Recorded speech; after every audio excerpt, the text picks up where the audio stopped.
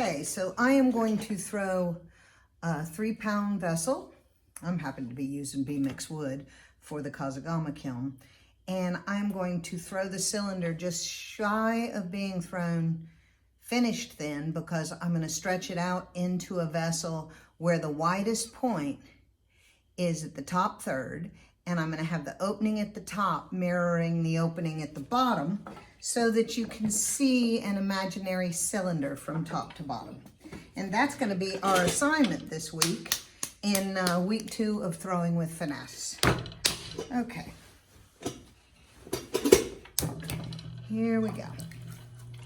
So I'm just going to gently compress downward. You'll notice that my wrists are not overextended like this. They're kind of open. I'm pulling that clay up with my pinkies right here, my 3 fingers, and the heel of my palm right here is holding the clay firm on the top at an angle so I don't make a little volcano. And I'm going to push the clay back down with the heel of my palm. That's this part right here. And now I'm on center, so I've compressed this clay. This clay has been wedged. So here we go. I'm gonna push down against my thumb all the way to what I believe is the appropriate thickness on the bottom, and then pull that clay back towards myself. You might as well take a look right now. Try not to over guess it and then have to put clay back in the bottom. I'm gonna just compress that because that was pretty good. That was a little bit like 1/4 of an inch. The cutting wire is gonna take a little bit, and I'd like the foot of this pot to be 3/8. No, to be under 1/4 of an inch. I think 1/4 of an inch is 2/8. So whatever that is, not 1/8.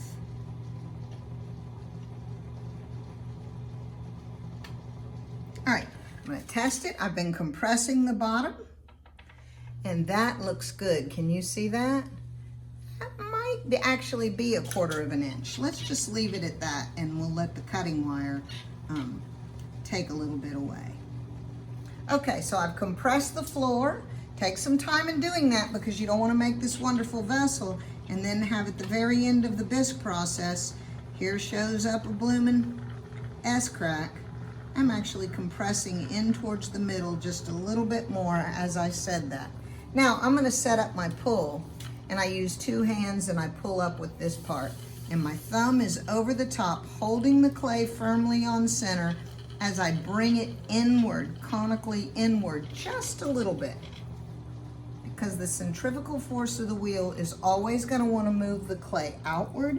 When I'm doing a straight walled cylinder, I'm going to bring the clay with a little pressure inward, just enough that's against the centrifugal force.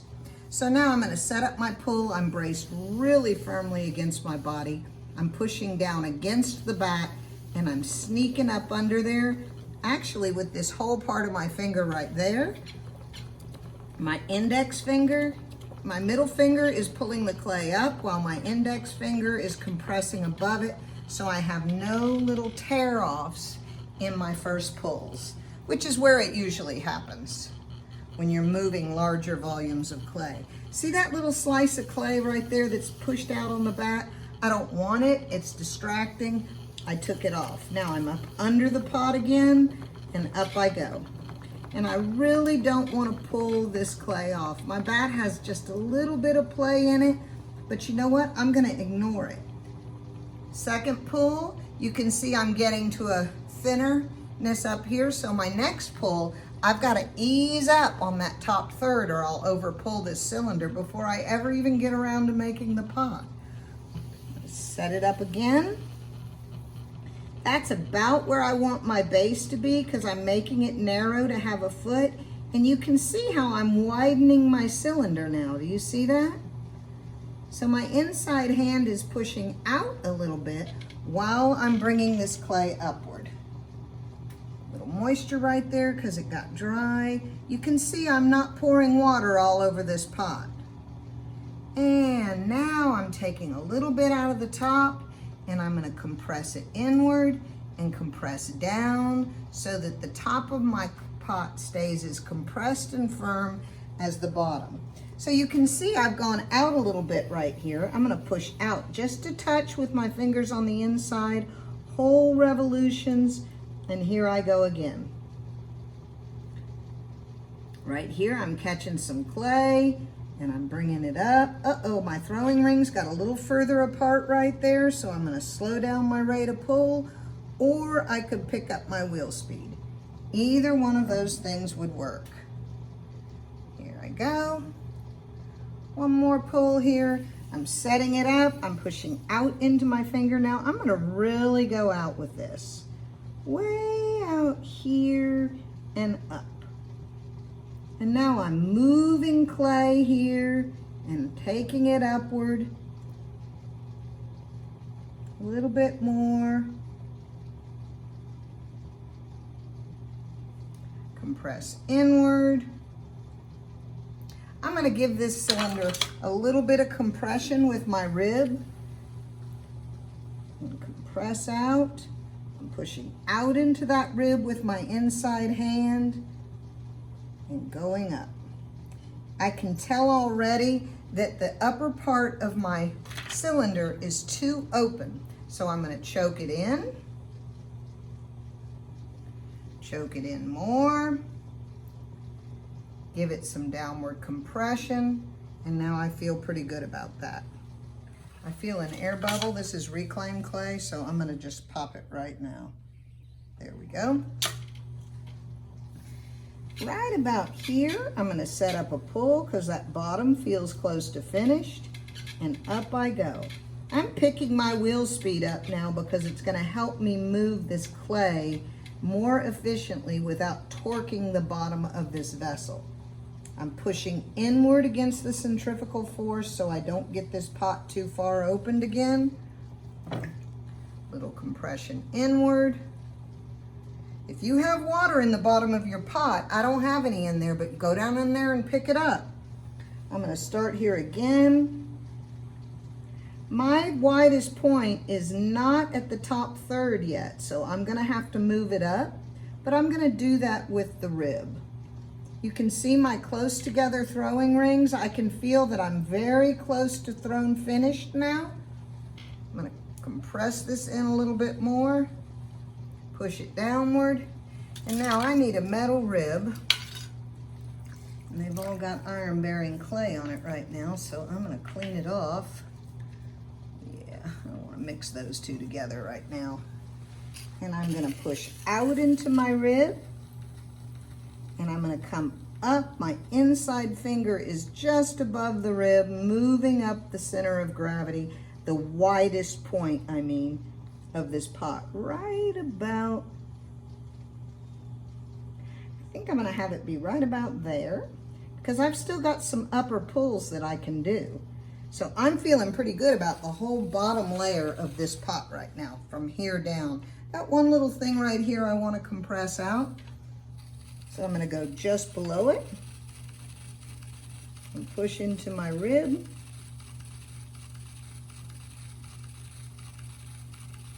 And get rid of it. I will go down to the foot and demonstrate a thrown foot in a minute, but before I do, I'm gonna finish pulling this vessel. So, I'm feeling good about this. I'm gonna set up a pull right here, and my wheel speed, pick it up just a little bit, and up I go with an inward pressure motion. Up I go, up I go, up I go, up I go. I'm feeling good about this rim thickness up here. You can see that this pot is really nicely on center, so it's gonna be very happy to receive a foot.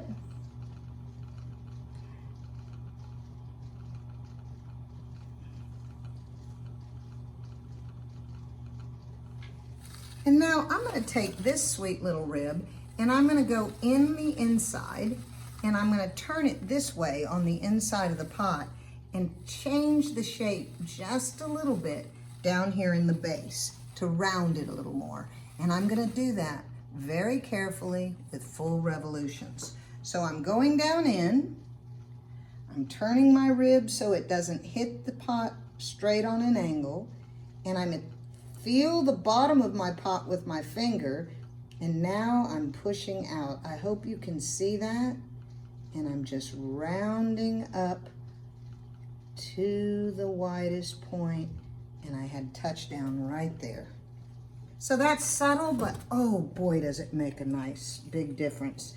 That the beauty of the integrity of the line of your form is all the way to the base. I'm doing a little compression right here.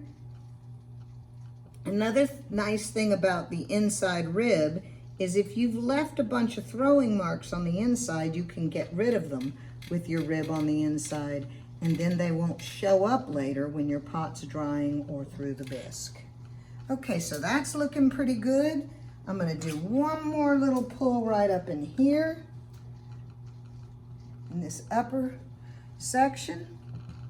Set up a pull right there. Did you know you can set up a pull wherever you want to? Yeah, you're allowed. And I'm just gonna try to get another little 1/2 inch out of this pot.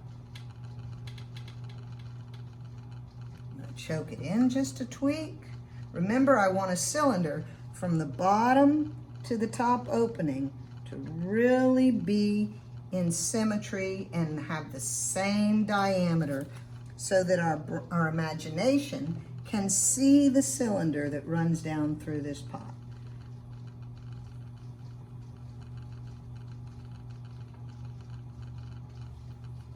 All right.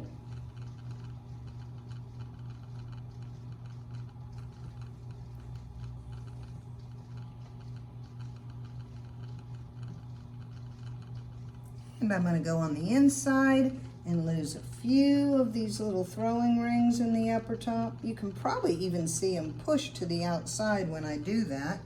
Now it looks really smooth on the inside. And I'm just going to smooth this out here. All those little subtleties make such a difference on the beauty of a pot. All right. Now that's feeling good. I'm feeling good about the top and the bottom. The bottom is open the top is open just a little bit more than the bottom, but I'm going to throw a foot on there, and I want that foot to mirror this opening. Here we go.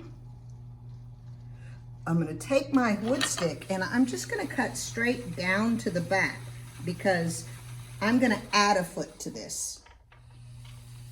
Take this extra clay away. That, and I'm going to give this pot just the tiniest little groove on the floor, just the tiniest bit. It's a little valley that welcomes my cutting wire later when I'm going to cut it off. I'm pushing out again into this rib, getting the integrity of this line down here just exactly where I want it. You can see that this pot is on center. You can see my widest point is right here. I'm going to define that just a little bit more. I'm using my inside finger to do that and bringing it up to right there. And I think that's the top third. I'm going to measure here in a second and make sure. I love the pear shape. I just love it in pots. And that's what this is. You can do this. This is fun. And when we set specific goals for our vessels, then it forces us to make our throwing skills fit. This is 10.5 inches tall now. So that's wonderful. You'll notice I didn't finish the cylinder because I needed that clay to stretch. I'm going to mark it right now, and in a little while, I'm going to throw a foot on it, and I'm going to even maybe put some handles on it. Okay, let's see. If I'm going to put handles on it, maybe I want to go in. No, I think I'll keep it flat and let the foot mirror what the top's doing. All right, that will be in the second video, throwing the foot and throwing the handles and attaching them to this pot. Okay, thanks for tuning in.